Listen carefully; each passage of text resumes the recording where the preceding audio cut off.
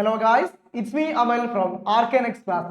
മക്കളെ, ഇന്ന് നമ്മൾ ഡിസ്കസ് ചെയ്യാൻ പോകുന്നത് NMMS-ലെ കഴിഞ്ഞ കൊല്ലം 2024-25 നിന്നും കെമിസ്ട്രിയിൽ നിന്നും ചോദിച്ചിട്ടുള്ള ക്വസ്റ്റ്യൻസ് ആണ്. അങ്ങനെയാണെങ്കിൽ നേരെ നമുക്ക് ക്വസ്റ്റ്യൻസിലേക്ക് പോകലടാ. ഇതിൽ ആദ്യത്തെ ക്വസ്റ്റ്യൻ നമ്മൾ നോക്കുകയാണെങ്കിൽ which among the following pairs represent the same state of matter. ചുവടെ നൽകിയിരിക്കുന്ന ജോഡികളിൽ ഒരേ പദാർത്ഥാവസ്ഥയിൽ നിലനിൽക്കുന്നത് ഏത്? അല്ലെ, അപ്പൊ ഈ തന്നിരിക്കുന്ന ഓപ്ഷൻസ് ഒക്കെ ഏത് അവസ്ഥയിലാണ് നമുക്ക് എന്ത് ചെയ്യണം, ഒന്നും ശ്രദ്ധിക്കണം. അങ്ങനെയാണെങ്കിൽ ക്ലോറിൻ എന്ന് പറയുന്നത് ഏത് അവസ്ഥയിലാണടാ? വാതകാവസ്ഥയിലാണ്, അല്ലെ, ഗ്യാഷ്യസ് സ്റ്റേറ്റിലാണ് ക്ലോറിൻ കാണപ്പെടുന്നത്. അതേപോലെ ബ്രോമിൻ എന്ന് പറയുന്നത് ഏത് അവസ്ഥയിലാണടാ? ലിക്വിഡ് അവസ്ഥയിലാണ്, ദ്രാവകാവസ്ഥയിലാണ്. അങ്ങനെയാണെങ്കിൽ ആദ്യത്തെ ഓപ്ഷൻ നോക്കിക്കേ, ക്ലോറിനും ബ്രോമിനും ഒരേ അവസ്ഥയിലാണോ, സെയിം സ്റ്റേറ്റിലാണോ? അല്ലല്ലോ. അപ്പൊ ക്ലോറിൻ വാതകമാണ്, ബ്രോമിൻ ദ്രാവകമാണ്, രണ്ടും ശരിയല്ലല്ലോ. സോ ഓപ്ഷൻ എന്താണടാ? തെറ്റാണ്, അല്ലെ. രണ്ടാമത്തെ ഓപ്ഷൻ നോക്കിക്കേ, ബ്രോമിൻ ആൻഡ് മെർക്കുറി. ബ്രോമിൻ നമ്മൾ പറഞ്ഞു ദ്രാവകാവസ്ഥയിലാണ്. മെർക്കുറി എന്ന് പറയുന്നതും ഏതിലാണടാ? ദ്രാവകാവസ്ഥയിലാണ്, ലിക്വിഡ് സ്റ്റേറ്റിലാണ്. മെർക്കുറിക്ക് മറ്റൊരു പ്രത്യേകത കൂടിയുണ്ട്. മെർക്കുറി എന്ന് പറയുന്നത് ഒരു ലോഹമാണ്, അല്ലെ, ഒരു മെറ്റലാണ്. പക്ഷെ എന്ത് ലോഹമാണടാ? ലിക്വിഡ് മെറ്റൽ ആണ് മെർക്കുറി. ദ്രാവകാവസ്ഥയിൽ കാണപ്പെടുന്ന ഒരു ലോഹമാണ് മെർക്കുറി. അങ്ങനെയാണെങ്കിൽ ഇവിടെ നമ്മളോട് ചോദിച്ചത് എന്ത് മാത്രമാണ്? സെയിം സ്റ്റേറ്റ് ഓഫ് മാറ്റർ, അല്ലെ, ഒരേ പദാർത്ഥാവസ്ഥയിൽ കാണുന്നത് ആരെന്ന് ചോദിച്ചിട്ടുള്ളൂ. സോ രണ്ടുപേരും ലിക്വിഡ് അല്ലേ. സോ ഓപ്ഷൻ രണ്ടാമത്തത് എന്താണ്? ശരിയാണ്, അല്ലെ. രണ്ടാമത്തെ ഓപ്ഷൻ എന്താണ്? ശരിയാണ്. ദെൻ മൂന്നാമത്തെ ഓപ്ഷൻ നോക്കടാ, മെർക്കുറി ആൻഡ് ഗോൾഡ്. മെർക്കുറി എന്ന് പറയുന്നത് ദ്രാവകാവസ്ഥയിലാണ്, ഗോൾഡ് എന്ന് പറയുന്നത് ഏതവസ്ഥയിലാണടാ? നോക്കിക്കേ, സോളിഡ് അവസ്ഥയിലാണ്, അല്ലെ, ഖരാവസ്ഥയിലാണ് കാണപ്പെടുന്നത്. സോ രണ്ടും ശരിയാണോ? അല്ല. ഒരാള് ദ്രാവകമാണ്, മറ്റൊരാള് ഖരമാണ്, അല്ലെങ്കിൽ സോളിഡ് ആണ്, ശരിയല്ല. നാലാമത്തെ ഓപ്ഷൻ നമ്മൾ നോക്കുകയാണെങ്കിൽ ഗോൾഡ് ആൻഡ് സിൽവർ. ഗോൾഡ് എന്ന് പറയുന്നതും സോളിഡ് ആണ്, സിൽവർ എന്ന് പറയുന്നതും സോളിഡ് ആണ്. സോ നാലാമത്തെ ഓപ്ഷൻ ശരിയല്ലേ. സോ 2ഉം 4ഉമാണ് കറക്റ്റ് ആൻസർ. 2ഉം 4ഉം ഓപ്ഷൻ വരുന്നത് ഏത് മാത്രമാണടാ? നോക്കിക്കേ, ബി മാത്രമാണ്. സോ ബി ഓപ്ഷൻ ആണ് എന്തിവിടെ ശരി. ക്ലിയർ ആണോ? ഒന്നാമത്തെ ക്വസ്റ്റ്യൻ ക്ലിയർ അല്ലേ? സെറ്റ് അല്ലേ? ഇതുപോലെ അടുത്ത ക്വസ്റ്റ്യൻ നമുക്ക് നോക്കാം. ക്ലിയർ ആണല്ലോ? A beaker containing a solution of a substance X changes blue litmus to red.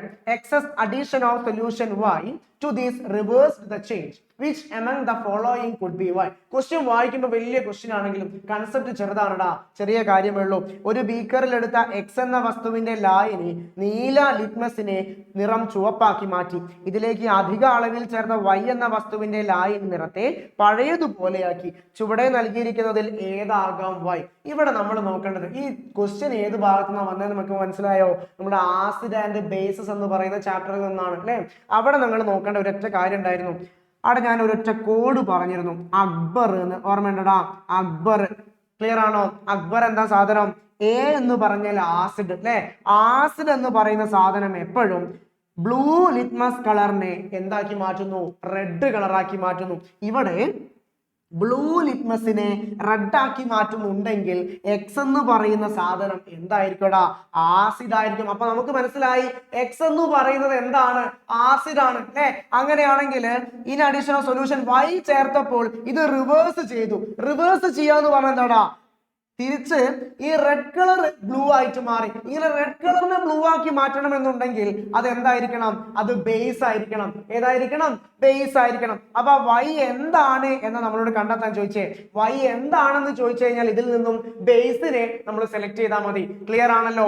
Carbonated water ആദ്യത്തെ ഓപ്ഷൻ ആണ്. കാർബണേറ്റഡ് വാട്ടർ അല്ലെങ്കിൽ കാർബൺ ഡൈ ഓക്സൈഡ്, കടത്തിവിട്ട ജലം. ഈ കാർബൺ ഡൈ ഓക്സൈഡ് വെള്ളത്തിലൂടെ കടത്തിവിടുമ്പോഴാണ് ആ വെള്ളത്തിനെയാണ് നമ്മൾ കാർബണേറ്റഡ് വാട്ടർ എന്ന് വിളിക്കുക, അല്ലെ. അപ്പം അതിൽ ഒരു ആസിഡിന്റെ പ്രസൻസ് വരും. ആ ആസിഡ് ആണടാ H2CO3. ഇതിനെയാണ് നമ്മൾ കാർബോണിക് ആസിഡ് എന്ന് വിളിക്കുക. ക്ലിയർ ആണല്ലോ? സോ ഒന്നാമത്തെ സാധനം ഒരു ആസിഡ് ആണ്.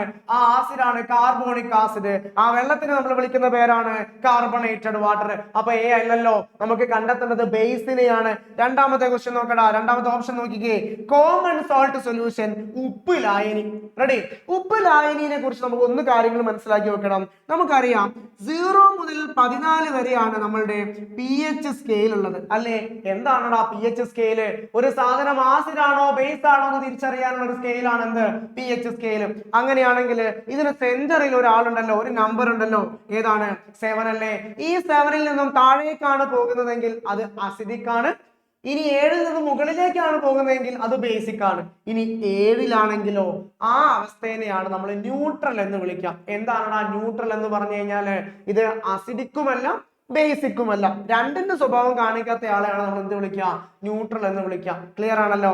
സോ കോമൺ സോൾട്ട് സൊല്യൂഷൻ ഉപ്പ് ലായനി എന്ന് പറയുന്നത് ഒരു ന്യൂട്രൽ ആണ്. ക്ലിയർ ആണല്ലോ. നമുക്ക് കണ്ടെത്തേണ്ടത് ആരെയാണടാ? ബേസിനെയാണ് അല്ലെ. ഞാൻ നേരെ ഡി ഓപ്ഷനിലേക്ക് പോവാണ്. വിനെഗർ അല്ലെങ്കിൽ വിനാഗിരി, നമ്മുടെ സുർക്ക എന്നൊക്കെ പറയുന്ന സാധനം, അതിൽ അടങ്ങിയിരിക്കുന്ന ആസിഡ് ആണ് അസറ്റിക് ആസിഡ്. അപ്പൊ അതിലും എന്തുണ്ട്? ആസിഡ് ഉണ്ട്. ഇനി ഞാൻ ആസിഡിന്റെ കാര്യം ന്യൂട്രൽ എല്ലാത്തിനും പറയാത്തത് ആര് മാത്രമേ ഉള്ളൂ? ലൈം വാട്ടർ മാത്രമേ ഉള്ളൂ. ഈ ലൈം വാട്ടർ എന്ന് പറയുന്നത് ഒരു ബേസ് ആണ്. കാരണം ഇയാളുടെ കെമിക്കൽ ഫോർമുല വരുന്നത് കാൽഷ്യം ഹൈഡ്രോക്സൈഡ് എന്നാണ് ഇയാൾ അറിയപ്പെടുക. CaOH ഇതിനെയാണ് നമ്മൾ കാൽഷ്യം ഹൈഡ്രോക്സൈഡ് ലൈം വാട്ടർ എന്ന് പറയുന്നത്. സോ ഇതിന്റെ ആൻസർ ഏതാണടാ? Lime water. ഏതാണ്? Lime water. ക്ലിയർ ആണല്ലോ. ക്വസ്റ്റ്യൻ ക്ലിയർ അല്ലേ? ദെൻ നമ്മൾ അടുത്ത ക്വസ്റ്റ്യൻസിലേക്ക് പോവാണ്. മൂന്നാമത്തെ ക്വസ്റ്റ്യൻ കേട്ടോ. The metal iridium was once a popular choice for the manufacture of fountain pen tips. Which property of the metal was employed here? Fountain പേനകളുടെ nib നിർമ്മിക്കാൻ ഒരു കാലത്ത് ഇറീഡിയം എന്ന ലോഹം വ്യാപകമായി ഉപയോഗിച്ചിരുന്നു. ലോഹത്തിന്റെ ഏത് സ്വഭാവമാണ് ഇവിടെ പ്രയോജനപ്പെടുത്തുന്നത്? ശ്രദ്ധിക്കടാ, ഇവിടെ നമ്മൾ അറിഞ്ഞിരിക്കേണ്ടത് എന്താണ് ഫൗണ്ടൻ പെൻ എന്ന് ആദ്യം നമുക്ക് ഓർമ്മ ഉണ്ടാവണം. ഈ ഫൗണ്ടൻ പെന്നിൽ തന്നെയാണ് നമ്മൾ ഹീറോ പെൻ എന്നൊക്കെ വിളിക്കുന്നത്. ഒരു കാലത്ത് എല്ലാവരുടെ ഒരു സ്വപ്നമായിരുന്നു അല്ലെ, നമ്മുടെ കയ്യിലൊക്കെ ഓരോ ഹീറോ പെൻ വേണം, ഓരോ ഫൗണ്ടൻ പെന്നുകൾ വേണം. ഇതുകൊണ്ട് നമുക്ക് വെറുതെ എഴുതാനൊന്നും ഇല്ലെങ്കിലും വെറുതെ ഒരു കൈ പിടിക്കണം എന്ന് എഴുതി നോക്കണം എന്നൊക്കെ. അങ്ങനെയാണെങ്കിൽ ഈ പെണ്ണ് പിടിച്ച ആൾക്കാർക്കൊക്കെ, കണ്ട ആൾക്കാർക്കൊക്കെ അറിയാം ഇതിന്റെ അറ്റം എന്ന് പറയുന്നത് അത്ര സാധാരണ പെണ്ണ് പോലെ ഒരു കട്ടിയും കാര്യങ്ങളും ഉണ്ടാവില്ല, കുറച്ചൊരു മെലിഞ്ഞിട്ടായിരിക്കും അല്ലെ. പക്ഷെ ഇങ്ങനെയുള്ള മെലിഞ്ഞ പെന്നുകൾക്ക് നമ്മൾ ആലോചിച്ചിട്ടുണ്ടാവും എഴുതുന്ന സമയത്ത് എങ്ങാനും വളഞ്ഞു പോയാലോ എന്നുള്ളത് അല്ലെ. ഒന്ന് ഉറപ്പിച്ച് എഴുതി കഴിഞ്ഞ് കഴിഞ്ഞാൽ ചിലപ്പോൾ വളഞ്ഞു പോലെ. അങ്ങനെ വളഞ്ഞു പോവാതിരിക്കാന് ആണ് നമ്മൾ ഈ മെറ്റൽ യൂസ് ചെയ്തിരുന്നത്. അങ്ങനെ ആ മെറ്റൽ യൂസ് ചെയ്യണമെന്നുണ്ടെങ്കിൽ, വളഞ്ഞു പോവാതിരിക്കണം എന്നുണ്ടെങ്കിൽ ആ മെറ്റലിന്റെ ഏത് പ്രോപ്പർട്ടി ആയിരിക്കും നമുക്ക് വേണ്ടി വരിക? ഹാർഡ്നെസ് അല്ലടാ, പെട്ടെന്ന് ഒടിഞ്ഞു പോരുതല്ലോ, കാഠിന്യമല്ലേ വേണ്ടത്. So the answer is hardness, അല്ലെങ്കിൽ ഏതാണ്? കാഠിന്യം. ക്ലിയർ ആണല്ലോ. അങ്ങനെയാണെങ്കിൽ ഞാൻ ചോദിക്കട്ടെ, ഈ ഓപ്ഷനിൽ തന്നിരിക്കുന്ന മറ്റു പ്രോപ്പർട്ടികളൊക്കെ മെറ്റൽസിന്റെ പ്രോപ്പർട്ടികളാണ്, ലോഹത്തിന്റെ എന്താണ് പ്രോപ്പർട്ടികളാണ്. അങ്ങനെയാണെങ്കിൽ ഈ പ്രോപ്പർട്ടികളെ കുറിച്ച് നിങ്ങൾക്ക് അറിയോ? നോക്കടാ, ഡക്റ്റിലിറ്റി എന്ന് പറഞ്ഞു കഴിഞ്ഞാൽ എന്താ? ഒരു ലോഹത്തിനെ നമ്മൾ പിടിച്ച് നീട്ടി വലിച്ച കമ്പികളാക്കി മാറ്റുകയാണെങ്കിൽ, നേർത്ത കമ്പികളാക്കി മാറ്റാൻ പറ്റുന്നുണ്ടെങ്കിൽ, drawn into thin wires ആക്കി മാറ്റാൻ പറ്റുന്നുണ്ടെങ്കിൽ, ഈ കഴിവിനെയാണ് നമ്മൾ എന്ത് വിളിക്കുക? ഡക്റ്റിലിറ്റി എന്ന് വിളിക്കുക. ദെൻ മൂന്നാമത്തെ പ്രോപ്പർട്ടിയാണ് സൊണോറിറ്റി എന്ന് പറയുന്നത്. സാധാരണ ഈ ക്ലാസ് റൂംസിലൊക്കെ ഉണ്ടാവും, എപ്പോഴെങ്കിലും ഒരു ഫ്രീ പീരീഡോ അല്ലെങ്കിൽ സൈലന്റ് ആയിട്ട് ഇരിക്കുന്ന സമയത്ത് ഏതെങ്കിലും ഒരു പാത്രം എടുത്ത് നിലത്തട്ടും, ആ സമയത്ത് ഉണ്ടാവുന്ന ഒരു സൗണ്ട് ഉണ്ട് അല്ലെ. അപ്പൊ മെറ്റൽ പാത്രങ്ങളാണ് നിലത്ത് വീണതെങ്കിൽ, ഈ മെറ്റൽസ് ലോഹങ്ങൾ നിലത്ത് വീഴുമ്പോൾ സൗണ്ട് ഉണ്ടാകുന്നില്ലേ? ഈ സൗണ്ടിനെ, ആ പ്രോപ്പർട്ടിനെയാണ് നമ്മൾ എന്ത് വിളിക്കുക? സൊണോറിറ്റി എന്ന് വിളിക്കുക. ക്ലിയർ ആണല്ലോ. ദെൻ നാലാമത്തെ ഓപ്ഷൻ ആണ് മെറ്റാലിക് ലസ്റ്റർ. എന്താണടാ മെറ്റാലിക് ലസ്റ്റർ അല്ലെങ്കിൽ ലോഹ ദീപ്തി എന്ന് പറഞ്ഞു കഴിഞ്ഞാൽ, ഒരു ലോഹത്തിനെ നമ്മൾ കട്ട് ചെയ്താലോ അല്ലെങ്കിൽ ലോഹത്തിനെ നമ്മളൊന്ന് പോളിഷ് ചെയ്താലോ അവിടെ ഒരു തിളക്കം അനുഭവപ്പെടും അല്ലെ. ഈ തിളക്കത്തിനെയാണ്, ആ തിളക്കത്തിന്റെ പ്രോപ്പർട്ടിനെയാണ് നമ്മൾ എന്ത് പറയാ? മെറ്റാലിക് ലസ്റ്റർ അല്ലെങ്കിൽ ലോഹ ദീപ്തി എന്നൊക്കെ നമ്മൾ പറയാം. ക്ലിയർ ആണല്ലോ. അതിനുശേഷം നമ്മൾ അടുത്ത ക്വസ്റ്റ്യൻസിലേക്ക് പോവാണ്. How many statements given below are true regarding electroplating? ഇലക്ട്രോപ്ലേറ്റിംഗിലേക്ക് നമ്മൾ ചെയ്യുമ്പോൾ, ഇലക്ട്രോപ്ലേറ്റിംഗിന്റെ മലയാളമാണ് വൈദ്യുത ലേപനം. വൈദ്യുത ലേപനം നമ്മൾ ചെയ്യുന്ന സമയത്ത് നൽകിയിരിക്കുന്ന എണ്ണം ചുവടെ പ്രസ്ഥാനങ്ങൾ ശരിയാണ് അല്ലെ. ഇതിൽ ഏതൊക്കെയാണ് ശരിയാണ് നമ്മൾ എന്ത് ചെയ്യണം? പിക്ക് ചെയ്ത് കൊടുക്കണം. അങ്ങനെയാണെങ്കിൽ ആദ്യത്തെ ഓപ്ഷൻ ഏതാ? ഇതിന് വൈദ്യുതി ആവശ്യമാണ്. അതായത് എന്താണ് ഇലക്ട്രോപ്ലേറ്റിംഗ്, വൈദ്യുത ലേപനം എന്ന് ചോദിച്ചു കഴിഞ്ഞാൽ, ഒരു ലോഹത്തിന്റെ മുകളിൽ മറ്റൊരു ലോഹത്തെ ആവരണം ചെയ്യുന്ന പ്രോസസ്സിനെയാണ് നമ്മൾ എന്ത് വിളിക്കുക? ഇലക്ട്രോപ്ലേറ്റിംഗ്. ഇലക്ട്രോപ്ലേറ്റിംഗ് എന്ന് പറയുമ്പോൾ തന്നെ നമുക്ക് അറിയാലോ, ഇതിൽ എന്ത് വേണടാ? ഇലക്ട്രിസിറ്റി വേണം, വൈദ്യുതി വേണം. അപ്പൊ ഒന്നാമത്തെ ഓപ്ഷൻ ശരിയാണ്.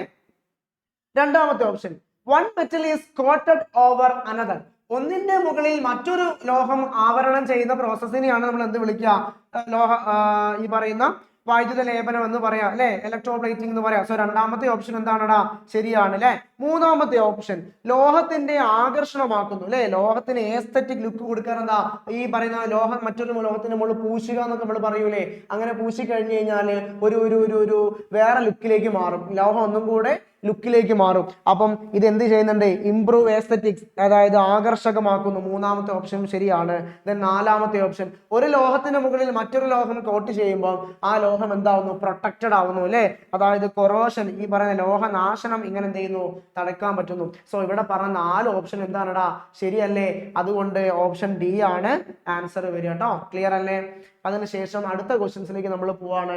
In which among the following can you see a uniform distribution, ഇതാണ് ക്വസ്റ്റ്യന്റെ കണ്ടന്റ് അല്ലെ, യൂണിഫോം ഡിസ്ട്രിബ്യൂഷൻ ഓഫ് കോമ്പണന്റ്സ്. ചുവടെ നൽകിയിരിക്കുന്നതിൽ ഏതിലാണ് ഘടകങ്ങളെ കാഴ്ചയിൽ വേർതിരിച്ചറിയാൻ ആവാത്ത വിധമുള്ളത് എന്ന് വെച്ച് കഴിഞ്ഞാല്, നമ്മളിപ്പോ acetic acid in water, acetic acid എന്ന് പറയുന്നത് വിനാഗിരിയാണ്, നമ്മുടെ സുർക്കയാണ്. ഈ പറയുന്ന സുർക്ക എന്ന് പറയുന്നത് നമ്മൾ സാധാരണ ഉപ്പിലിട്ടൊക്കെ വെക്കൂലേ, ഉപ്പിലിട്ടതിൽ നിന്നും താഴെ നിന്നും എടുത്താലും മുകളിൽ നിന്നും എടുത്തു കഴിഞ്ഞാലും അതിന് ഒരേ ടേസ്റ്റ് ആയിരിക്കൂലേ, അല്ലാണ്ട് താഴെ നിന്ന് എടുക്കുന്നതിന് കുറച്ച് കൂടുതൽ ടേസ്റ്റ് അങ്ങനെ ഉണ്ടോ, ഇല്ല അല്ലെ. അതായത് ഏത് ഭാഗത്ത് നിന്ന് എടുത്താലും ആ ഭാഗത്ത് എന്തായിരിക്കും, എല്ലാവരുടെയും സ്വഭാവം അവിടെ ഉണ്ടാവും. ഓക്കെ ആണല്ലോ. ഇതിനെയാണ് നമ്മൾ യൂണിഫോം ഡിസ്ട്രിബ്യൂഷൻ എന്ന് പറയാം. അങ്ങനെയാണെങ്കിൽ നമ്മൾ ഉപ്പിലിട്ട് എടുക്കുന്ന ഒരു എക്സാമ്പിൾ ആണ്. അപ്പൊ ഏത് ഭാഗത്ത് നിർത്താലും ഒരേ ടേസ്റ്റ് അല്ലേ, അതുകൊണ്ട് അസറ്റിക് ആസിഡ് ഇൻ വാട്ടർ ശരിയാണ്. ഓക്കെ. ദെൻ രണ്ടാമത്തത് ബ്രാസ് അല്ലെങ്കിൽ പിച്ചള. ഓക്കെ, അതെന്താണ്, പഴയ വീടുകളിലൊക്കെ നോക്കിയാൽ കാണാൻ പറ്റും പിച്ചള പാത്രങ്ങൾ, ബ്രാസ് പാത്രങ്ങൾ. എന്താണ് ബ്രാസ് അല്ലെങ്കിൽ പിച്ചള എന്ന് പറഞ്ഞു കഴിഞ്ഞാല്, ഈ പറയുന്ന കോപ്പറും അതേപോലെ സിങ്ക് എന്ന് പറയുന്ന മെറ്റലുകൾ തമ്മിൽ കൂടിച്ചേർന്ന് ഉണ്ടാകുന്ന അല്ലെങ്കിൽ ഉണ്ടാക്കുന്ന ഒരു മെറ്റലാണ് ഏത്, ഈ ബ്രാസ് എന്ന് പറയുന്നത്, പിച്ചള എന്ന് പറയുന്നത്. ഇതിന്റെ മൂടിന്റെ ഭാഗത്ത് കുറച്ച് കോപ്പറിന്റെ അളവ് കൂടുതലും അതേപോലെ ഈ പറയുന്ന താഴെ ഭാഗത്ത് സിങ്കിന്റെ അളവ് കൂടുതലും, അങ്ങനെയൊന്നുമില്ല. ഏത് ഭാഗം എടുക്കുകയാണെങ്കിലും അവിടെ ഒക്കെ ഈ രണ്ട് ലോഹങ്ങളും തുല്യ അളവിലായിരിക്കും എന്ത് ചെയ്തിട്ടുണ്ടാവുക, ഷെയർ ചെയ്തിട്ടുണ്ടാവുക. അതുകൊണ്ട് ഇവരും യൂണിഫോം ഡിസ്ട്രിബ്യൂഷൻസിലാണ് ഉണ്ടാവുക പിച്ചള എന്ന് പറയുന്നത്. മൂന്നാമത്തെ ഓപ്ഷൻ ആണ് നാച്ചുറൽ ഗ്യാസ് അല്ലെ. നാച്ചുറൽ ഗ്യാസ് എന്ന് പറഞ്ഞു കഴിഞ്ഞാൽ അതിന്റെ മറ്റൊരു പേര് തന്നെയാണ് ബയോഗ്യാസ്. ക്ലിയർ, പഠിച്ചു നോക്കുക കേട്ടോ.